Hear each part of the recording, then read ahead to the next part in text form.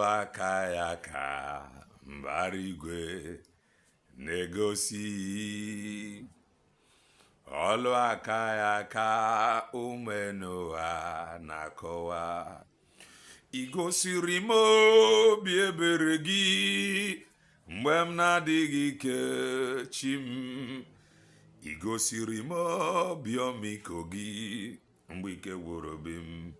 Oge ọ dị ka m nọ na-enweghị olileanya, obi n'igwe bịakwara ma mee m mma, wee mee ka m guzoro n'ebe dị enu Chukwu.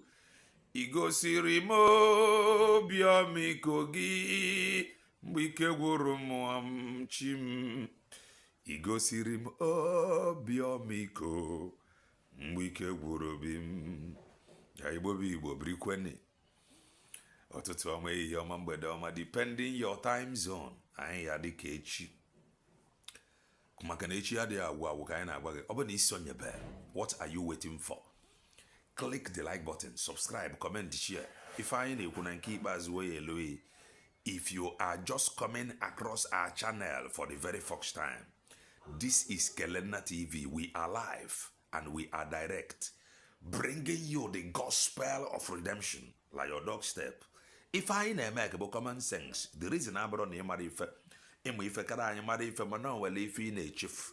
Ọ maka ya ka anyị ji wee nọdụ. I just want to make common sense as always. Welcome to Kelena TV. I am the preacher of the gospel of redemption. Like ikpeazụ a, I preach it with anointing. Kanna bagere. I am a content creator and a political analyst, an independent broadcaster. Kanna bagere. If you have not supported us, please kindly do. We want laptop, tia nylon, kaichoro, tia nylon. So if you have not supported us, please kindly do. You gotta go now, that we may preach this gospel as the Spirit directs us. Ozioma nke Chineke ka anyị na-ezi. We need the laptop. That is the honest truth. Mgbe ọbụla anyị chọrọ, mgbe ọbụla anyị nọ ebe dị conducive izi ozi a, we log in with our laptop. We will be making use of other gadgets too, because if I na-ekwu na-eme na mbịarute ademe ya nkwado, and to whom it may concern, banyere okwu Maazị Ekpanjoku that is coming up, we should be praying and putting him to our prayers. And ndị kwesịrị ịdị na-ede ife dị ọdịanya and tagging finish PM or president should do so. We move. It is just going to be a piece of advice. But before I go to the advice, some of you are too emotional. You think because I am pleading for help for laptop, you think that I can. You know, go feel by me. I am telling you, me, I am unbuyable. Iwete ego, I anali ego, na-ekwukwe nke bụ eziokwu. Do you know why? Because my conscience cannot allow me. It was the only thing that is fueling my anointing, but the truth.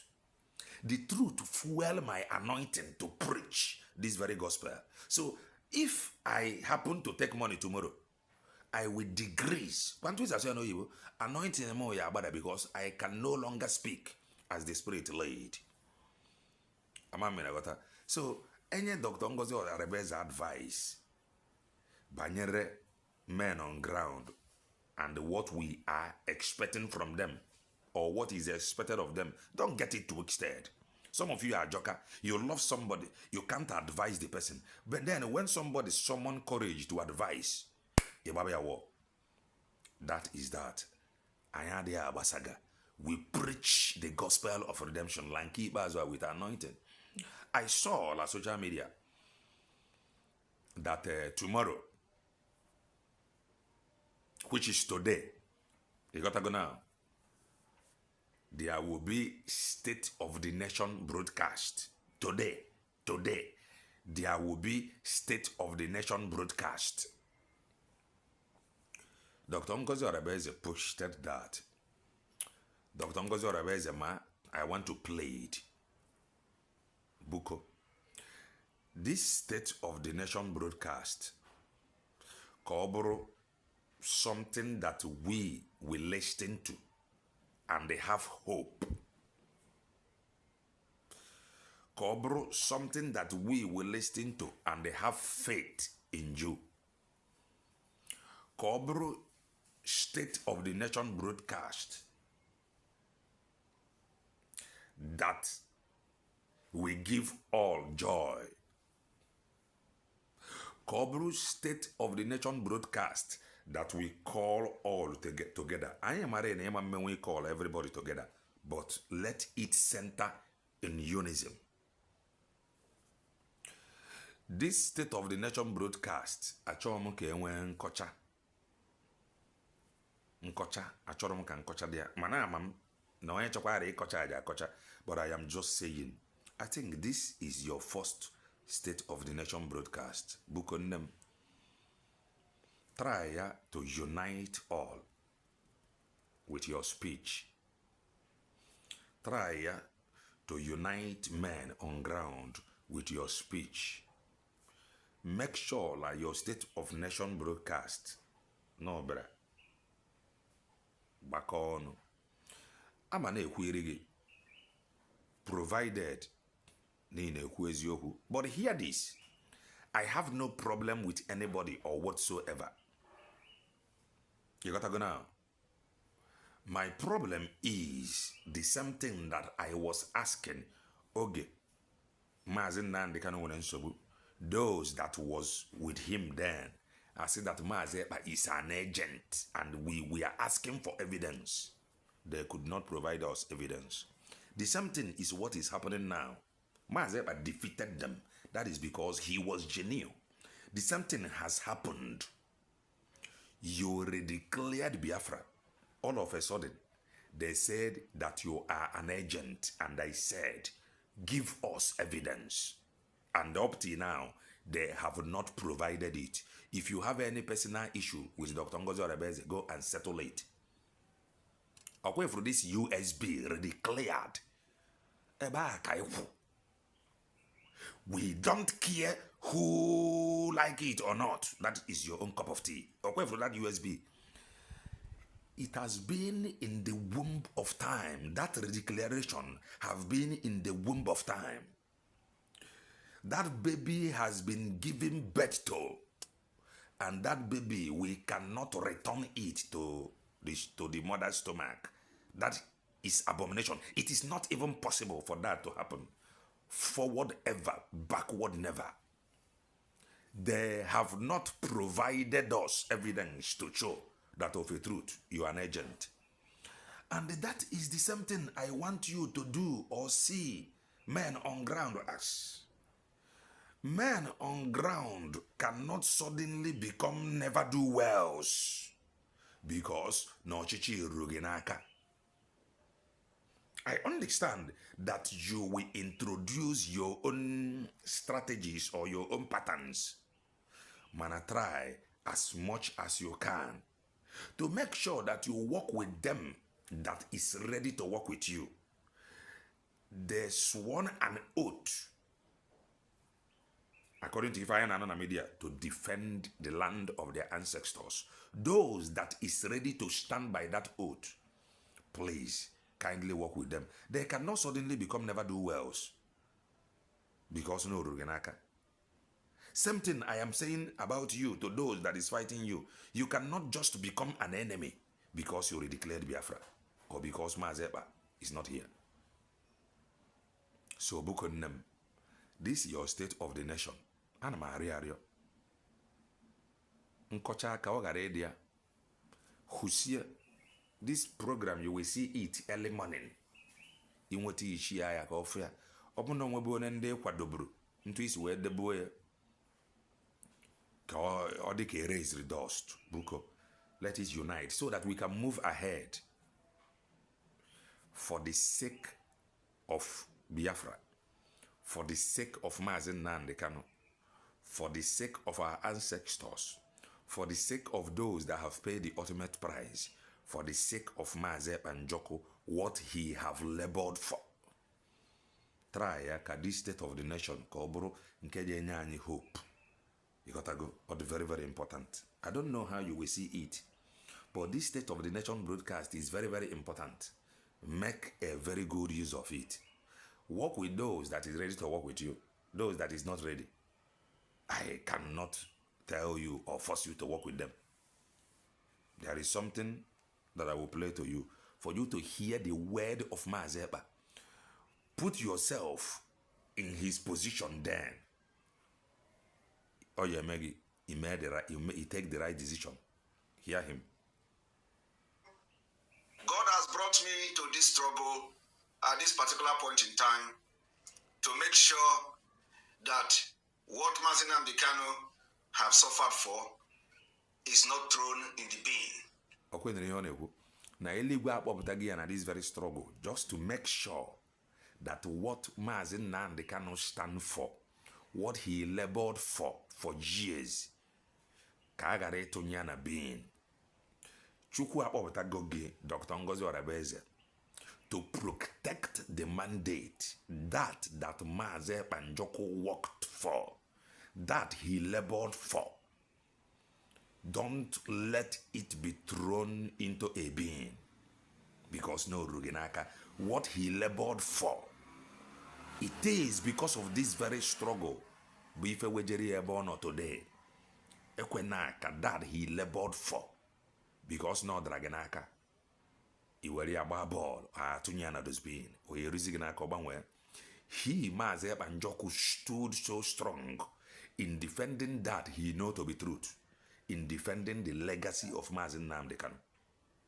Now, it is now in your hand to defend that he labored for and defend the land of your ancestors. I am going to take it back. Listen. God has brought me to this struggle at this particular point in time to make sure that what Maazị Nnamdi Kanu have suffered for is not thrown in the bin because of some incompetent people. Don't let the struggle, what Maazị Ekpa went through, to be thrown in the bin because of incompetent people. He told you to protect the mandate. Ekwena, carry men along. Talk to them.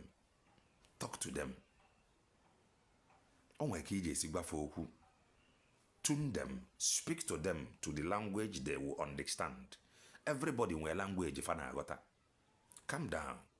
Call them. What is the problem? We are now in government. This is the best strategy. This is the best way to follow. This is the best approach. This is the reason why I want us to do it this way. And if we do it this way, here, this is where we will come out from. Follow me. Talk to them. Talk to them. They will hear you. This your State of the Nation broadcast. Use it very, very well. Don't misuse it. Bashi everywhere. Stop giving the enemies room to see what to talk about. Listen. Because of people who never have the opportunity to handle positions. Because of people who have never had opportunity to handle positions. Yesterday broadcast, we told you about Maazị Nnamdi Kanu. Even some people go as far as saying that Maazị Nnamdi Kanu was a leader of APGA in Enugu and in all Europe. I stand to be corrected, but I saw it in my comment section. Some people go as far as telling you where Ojukwu led before Okuwoku Mworonwe. So, Ngewa now, you have led, and you have, I read what you wrote about how you single-handedly with one person build a political party recognized up to date by INEC. You have been in leadership position. Don't let these people that have never attained any leadership position, stop giving them what to talk about. They are mediocres. They are operating in black market. I am borrowing your English. Make use of this very State of the Nation broadcast. Very, very, very important. Use it to give our people hope. Use it to trigger hope. to as many that has been hopeless. Because all the very, very important. If you do this and get it right, I tell you, you will see massive change. Massive change will come. That is the honest truth. I am being honest. I am begging you, because don't allow this opportunity. Don't allow this opportunity to pass you by. This State of the Nation broadcast is very, very important. Unite with men on ground, all the very important. I said that you cannot redeclare Biafra and suddenly become an agent. I am saying to you, men on ground cannot suddenly become evil because Mazepa is not here. Forget the people that is trying to, I know it is not easy. There have been that men on ground now. They have been hearing they have been getting information from some people. I know it will not be easy, but just do the one you can do and allow our people to be the judge, and you move. He received we got to information from different angle. I know that the evil these guys have done, like this very struggle. Some of you will not even know it. They have planned this thing, you see, long time ago, when they started praising men on ground. Even when Mazepa was here, knowing fully well that it is prohibited. Somebody in the media praising men on ground because Mazepa, nobody allowed you to talk to men on ground, but they started praising men on ground right before Mazepa. That was when they sowed this seed of discord. Kafa. Some people thanks for coming, thanks for the good job. So it is now difficult for them to speak up. But try as you can. I know they have touched the utmost part of this very struggle. And the utmost part, they have touched the most important part of Umweronwa. And everybody understand that the most important part, the most sacred of it all, like this very struggle, men on ground. And what happened? That was where they started their propaganda from. I'm just being honest. They went in there to confuse them. So this is the reason why those that you are expecting to speak up, they are not speaking up. Because they have sowed a seed. Ukwojo ejigo ukwojo barwandi obi. Ejigo asri kojo fobi. Ejigo otutu ife maybe obi men on ground. But I am asking and pleading with obi etiwa na nke egwepere egwepia. Madam Buko, do your part, do your best. That he Mazepa fought for, protected, defended. But the gangsters, they have done more harm than good.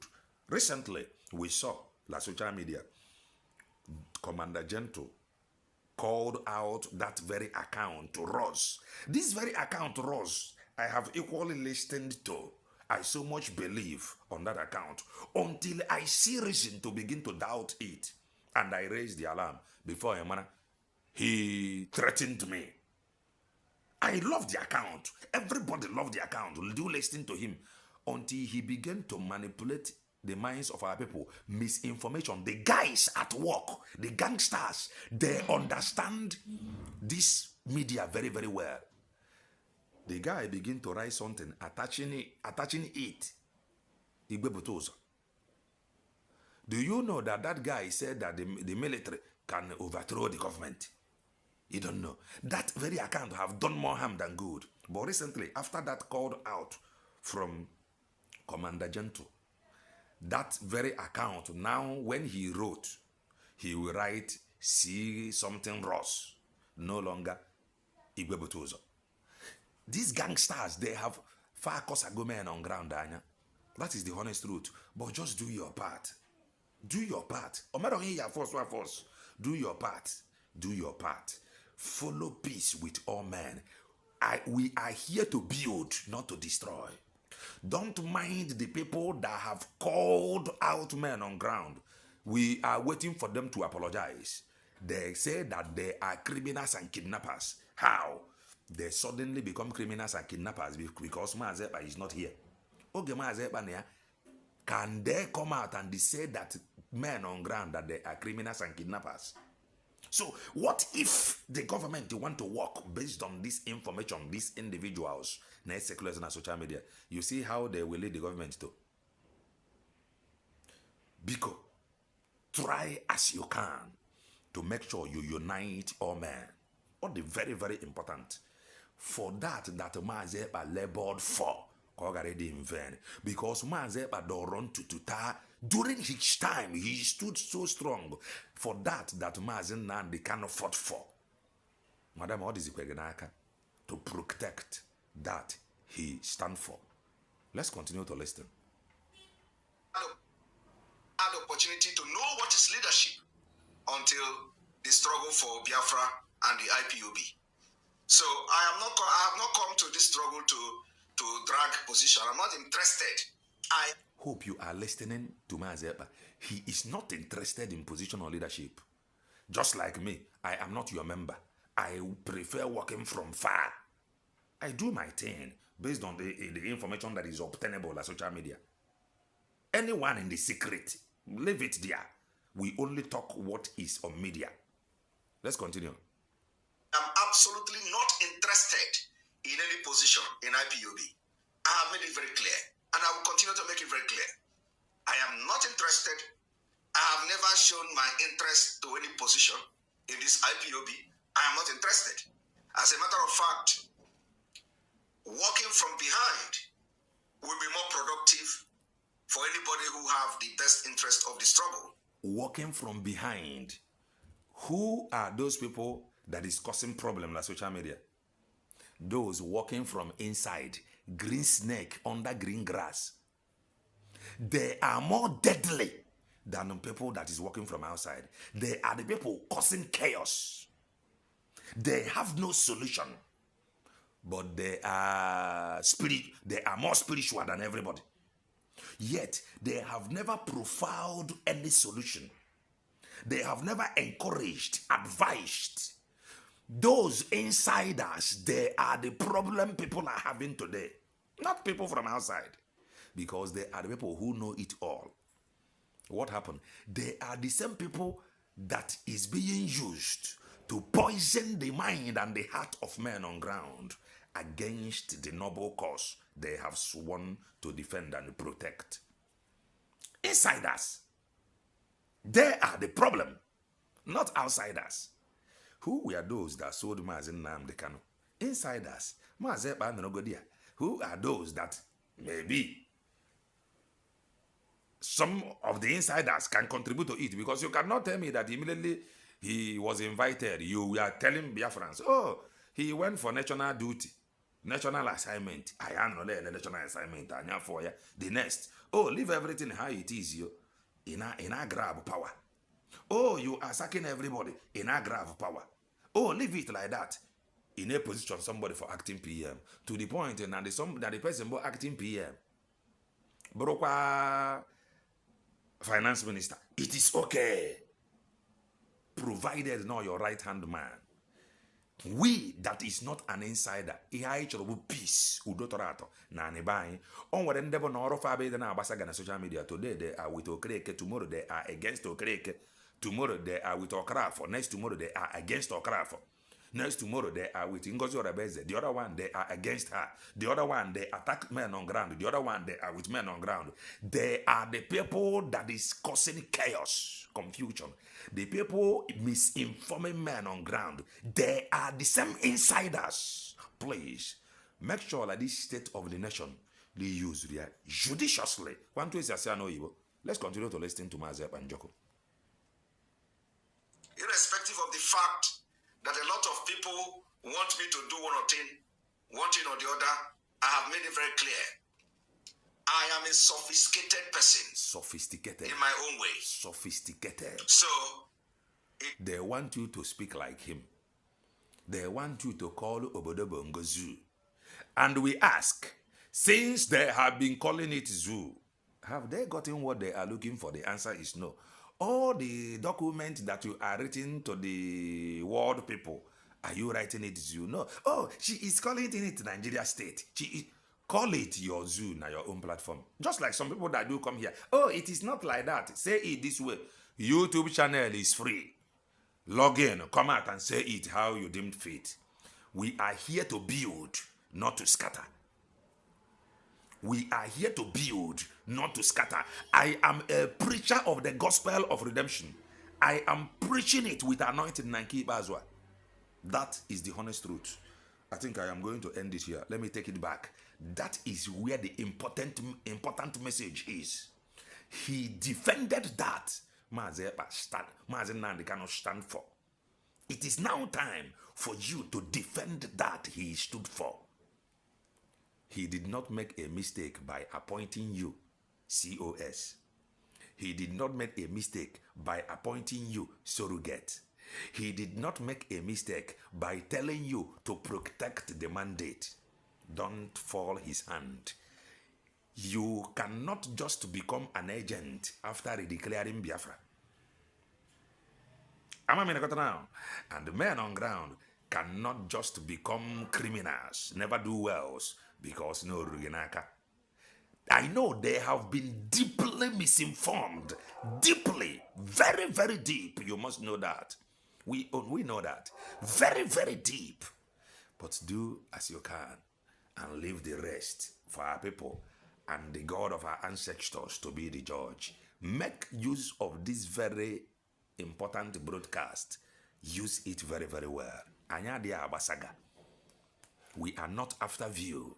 We are here to pass a message as the Spirit brings. Anyadia Kwasre. Listen, I'm going to take it back. It is very, very sad. Let's go. God has brought me to this struggle at this particular point in time to make sure. Dr. Ngozi Orabueze, God have brought you to this struggle at this particular point in time to make sure that Mazeba stood for, that you protect it. That mandate he instructed you to protect. Make sure you do. I took it back. Listen.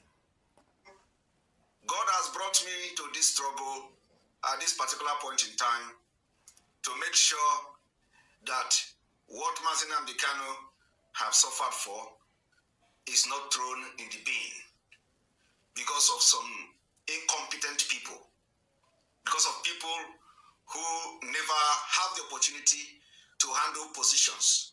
You have shown to be competent, Dr. Ngozi Orabueze. That was why Mazeba sent you outside America, travel to South Korea. You have shown to be competent. That was why he appointed you COS. You have shown to be competent. That was why you were appointed surrogate. You have shown to be competent. You declared Biafra. You have shown to be competent. The message came. Go until you understand the magnitude of that message. Go and tell her about the mandate. When you tell her about the mandate, she will understand. What did they tell the other people? Oh, fall back. Fall back. Because he was misinformed. That is if that message actually came from him. He was misinformed. Don't let what he labored for.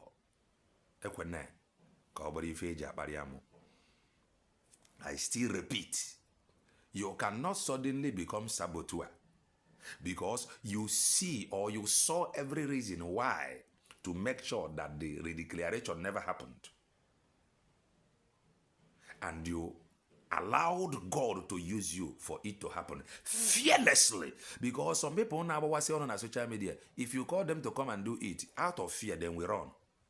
Not that they are not a citizen from their various nations, but out of fear, they go run. But you fearlessly redeclared it And the message said, protect the mandate. Tell me one message he have given to these people. Just since all these things, tell me one vital message they have gotten. If not, return to Brigi. That was they misinformed him. That is if Loku as you know. So, Madam Buko, use this state of the nation very, very well. The opportunity, the Waganaka, use it very well. Reach out to men on ground. It is sad the way into Ife Siaga. Mana, you must know, our people must understand that the gangsters, that they have done more harm than good. That is the honest truth. They have done more harm than good. They have touched the most dangerous part of this very struggle, which is men on ground. Men that Mazepa called angels. That the angels, the men he called angels, is the same man. Some people were telling you that they are criminals and kidnappers, and we were here looking at them. Today they are now apologizing. Oh, men on ground do, men on ground do. But what's changed? Let's say that the government want to function based on your information you dish out like social media. Today you call them criminals, and the government will be like, how can I go and be funding criminals because we want peace in our land? All of a sudden, they are no longer begin to fund them. Okay, you are encouraging the government to begin to fund the criminals. We know they do saga. No means say we cannot saga. Raise a dangerous dust. But we choose the path of peace to make sure no doctorate the nanebay. Makebo na 2 elephant na log, the ground will be Hana Sophia. Madam, they cannot suddenly become never do wells because no ishi ruginaka. I know you will introduce your own patterns. Try to talk with them. Let them see reason to understand that we are now in government. Introduce your pattern to them. Tell them why they must work it this way. At least let them start doing. Very soon, Mazepa will join us. That is the honest truth. Use this very state of the nation very well. And I want to beg, there is pictures that I am seeing online. That pictures, can you see describe here? I have been seeing some pictures, but recently, the ones that I saw, and not your pictures, they were sharing, saying that it is wedding. Show example. Una ekwesị descend the solo, idina eji their picture, na-eme ihe caricature. Ihe a bụ ife ndị emeri na-eme. Ndị emeri na-eme ife a. Mgbe anyị fọrọ ife a bụ during the time of IPOB DOS, that was when we saw it. We can do better. Talk to our people. That pictures circulating. I have seen them picture of Sonia Parawa. I have seen them pictures of Ogenkere. I have seen even picture of Chiamaka Ajere. Even picture of Adadioramma.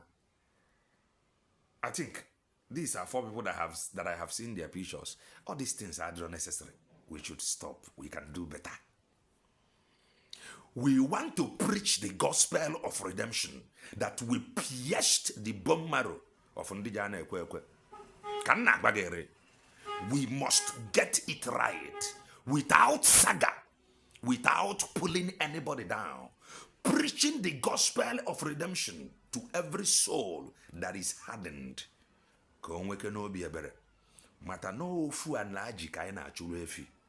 Very, very important. Talk to our people. Give them hope. Give them assurance that we may move. Rap of people that have never led any group. People that have never created any group or department. We are there when protecting the mandate message was delivered to you alone. Calm down. Make use of this very state of the nation very well.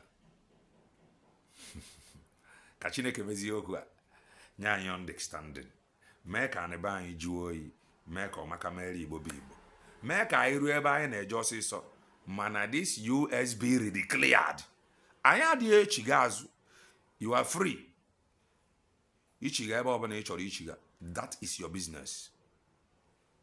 Ka ekekere ụwa mere anyị ama. Melt every heart. Melt wara anyị obi niile siri ike out of gossip, envy and jealousy. Ka anyị baa na ọdịmma ruo ebe anyị na-eje ọsịsọ n'aha Eze Chi Okike abịa ama ise.